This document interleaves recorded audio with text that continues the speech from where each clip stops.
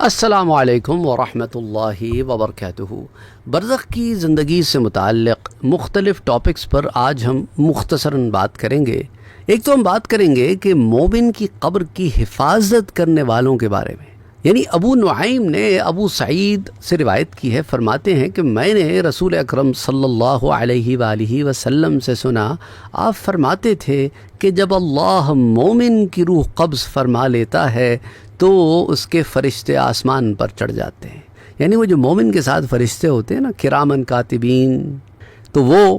اللہ کی حضور عرض کرتے ہیں کہ اے ہمارے رب، تو نے ہم کو اپنے مومن بندے کے اعمال لکھنے پر مقرر فرمایا تھا، اب تو نے اس کی روح کو قبض کر لیا ہے، تو اب تو ہم کو اجازت دے کہ ہم آسمان پر رہیں۔ اللہ فرمائے گا کہ ہر آسمان میری تسبیح و تقدیس کرنے والے فرشتوں سے بھرا ہے، تو وہ عرض کریں گے کہ باری تعالیٰ پھر ہمیں زمین پہ رہنے کی اجازت دے دے۔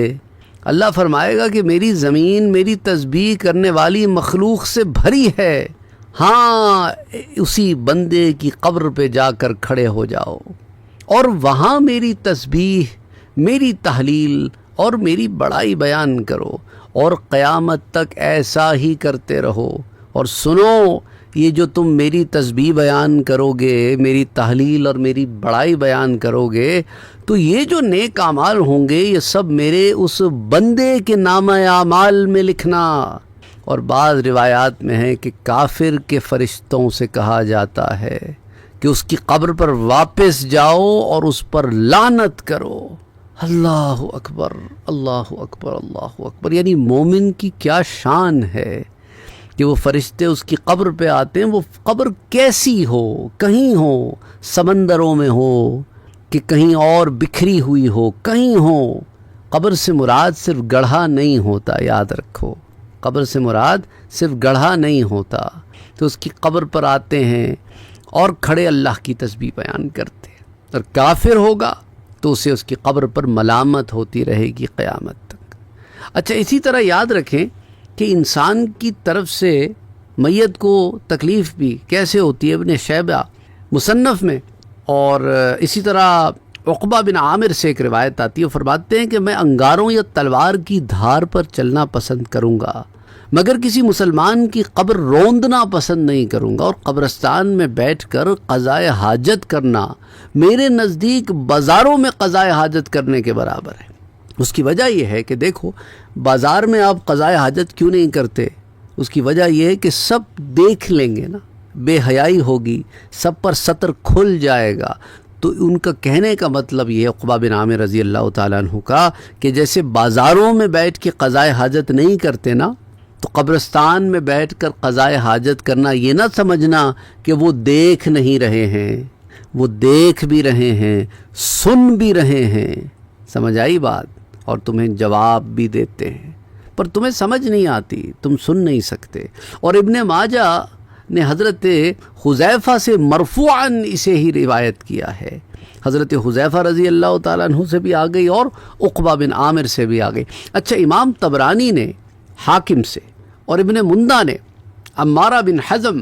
رضی اللہ تعالی عنہ سے روایت کی، وہ فرماتے ہیں کہ رسول اللہ صلی اللہ علیہ وآلہ وسلم نے مجھ کو ایک قبر پر بیٹھے ہوئے دیکھا، تو فرمایا کہ قبر سے نیچے اترو،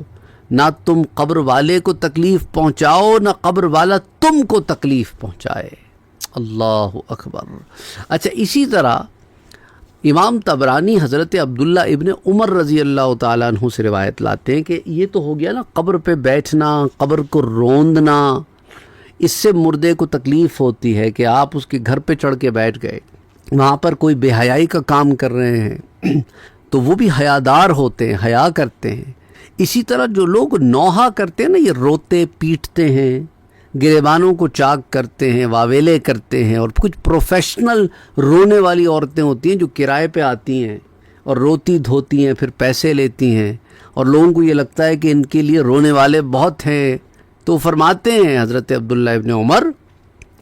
کہ ایک صحابی کا واقعہ بیان کرتے ہیں کہ ان پر بے ہوشی طاری ہوئی تو رونے والی، نوحہ کرنے والی عورت کھڑی ہوئی۔ اس زمانے میں عربوں میں کلچر تھا، تو اتنے میں حضور صلی اللہ علیہ وآلہ وسلم تشریف لائے تو انہیں ہوش آ گیا ان صحابی کو، تو عرض کی کہ یا رسول اللہ صلی اللہ علیہ وسلم، مجھ پر بے ہوشی طاری ہوئی تو عورتیں چیخنے لگیں، تو ایک فرشتہ میرے اوپر گرز لے کر کھڑا ہوا، ہتھوڑا لے کر کھڑا ہوا کہ کیا تو ایسا ہی تھا؟ میں نے کہا کہ نہیں، میں تو ایسا نہیں تھا۔ تو فرشتے نے کہا کہ اگر تم ہاں کہتے تو اس ہتھوڑے سے میں تمہیں مارتا۔ اللہ اکبر! تو اس سے اندازہ کریں کہ انہیں کس تکلیف سے گزرنا پڑتا۔ ابن ابی دنیا حضرت عائشہ سے روایت کرتی ہیں، چلو کہیں گے انہوں نے تو یہ نوحے والے کا انتظام نہیں کیا تھا، تو اس لیے فرشتے نے ان سے پوچھا نا، یہ سارا کچھ تم اس سے ایگری کرتے ہو جو وہاں ہو رہا ہے؟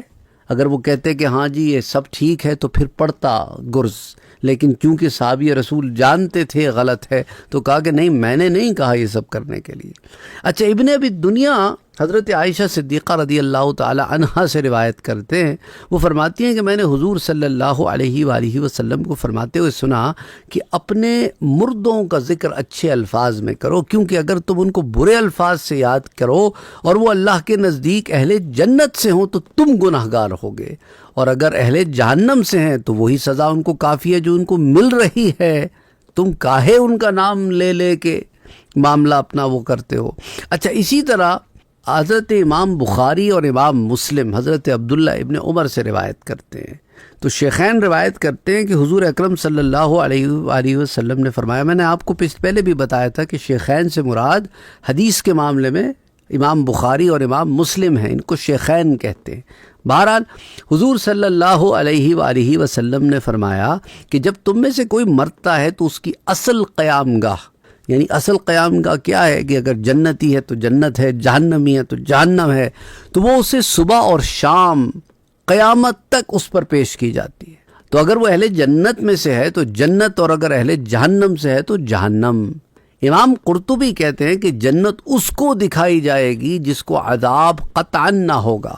یعنی وہ بالکل جنت میں جا رہا ہوگا، جہنم سے ہو کے جنت میں نہیں جائے گا، اور وہ جس کو عذاب ہوگا وہ جنت اور جہنم دونوں کا مشاہدہ کرے گا۔ یہ امام قرطبی کی رائے۔